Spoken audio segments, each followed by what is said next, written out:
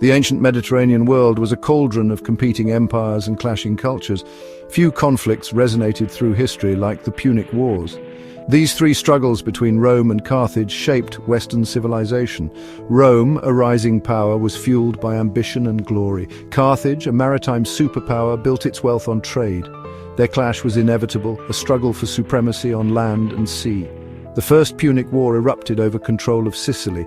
It was marked by unprecedented naval battles and innovative tactics. Rome adapted quickly, developing boarding tactics for their warships. Rome's tenacity prevailed, forcing Carthage to cede Sicily.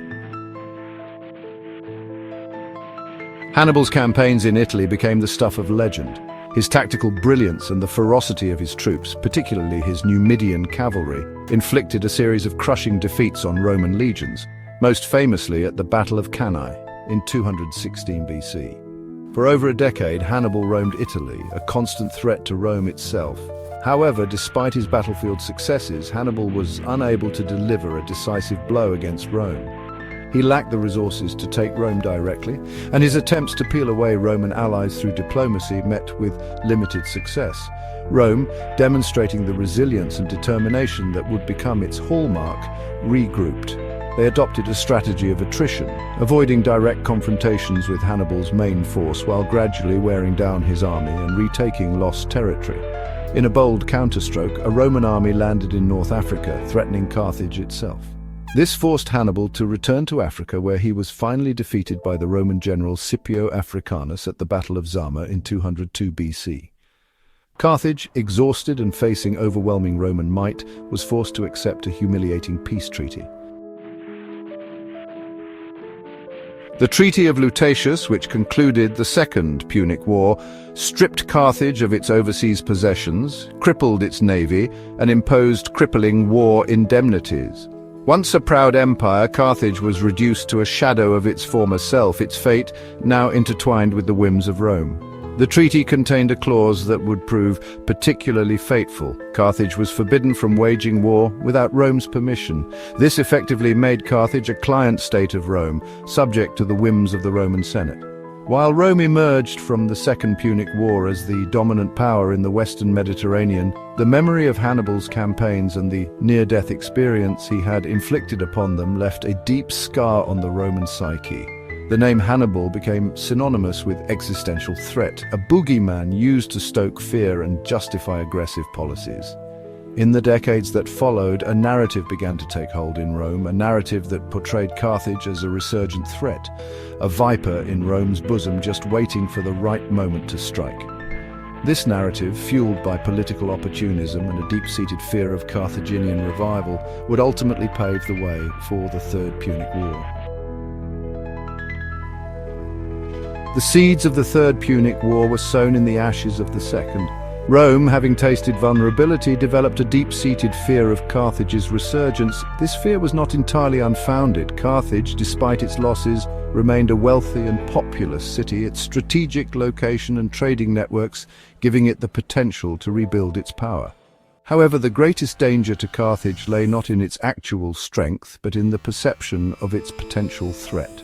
Roman senators, particularly those from the conservative faction, seized on every perceived slight, every minor infraction by Carthage as evidence of its perfidious intentions.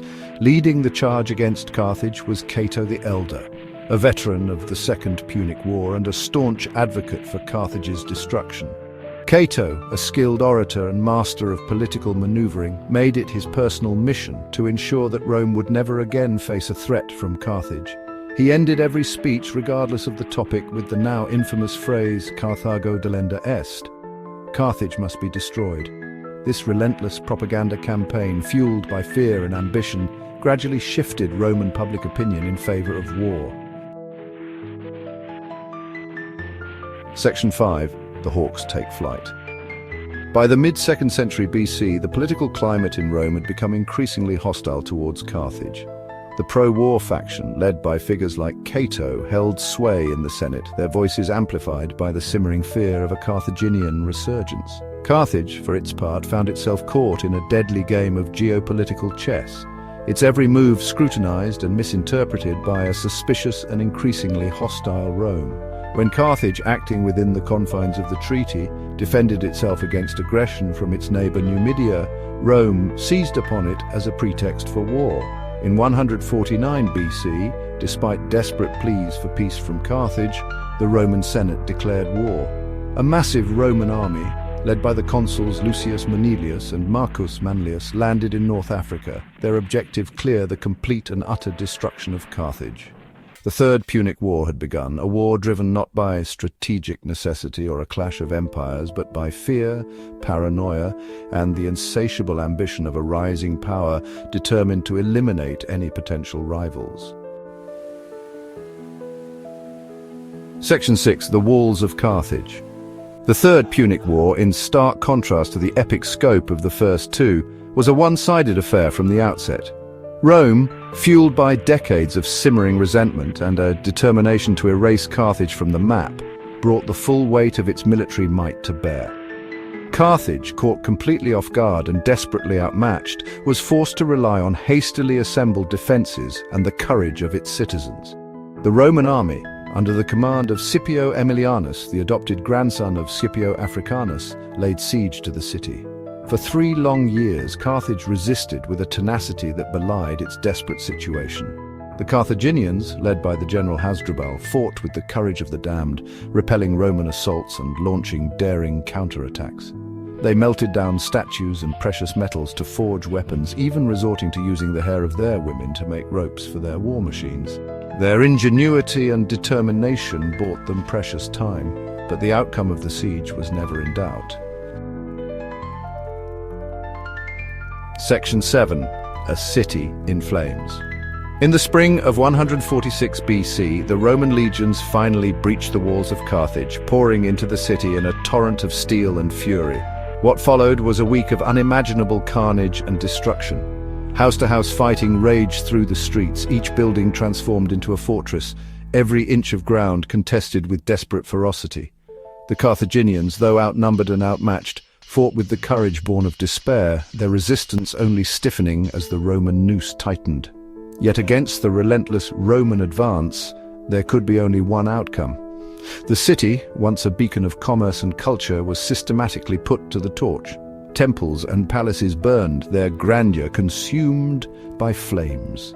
Libraries, repositories of centuries of knowledge went up in smoke, their scrolls turning to ash. The streets ran red with the blood of the fallen, the air thick with the stench of death and destruction. Section 8. The Spoils of Victory.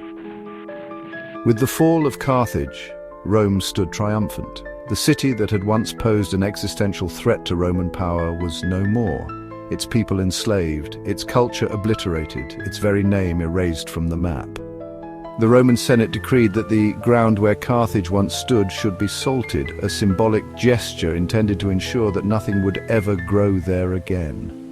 The victory in the Third Punic War had profound consequences for Rome and the wider Mediterranean world. With Carthage gone, Rome stood unchallenged as the dominant power in the Western Mediterranean, its influence stretching from Spain to Greece.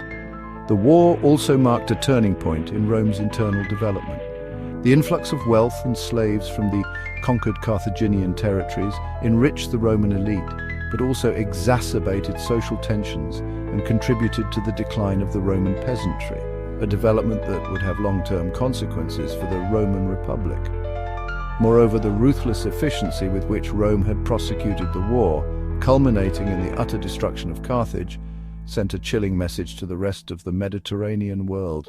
Rome was not simply content with victory, it demanded absolute submission. Section 9. A Legacy of Blood and Iron.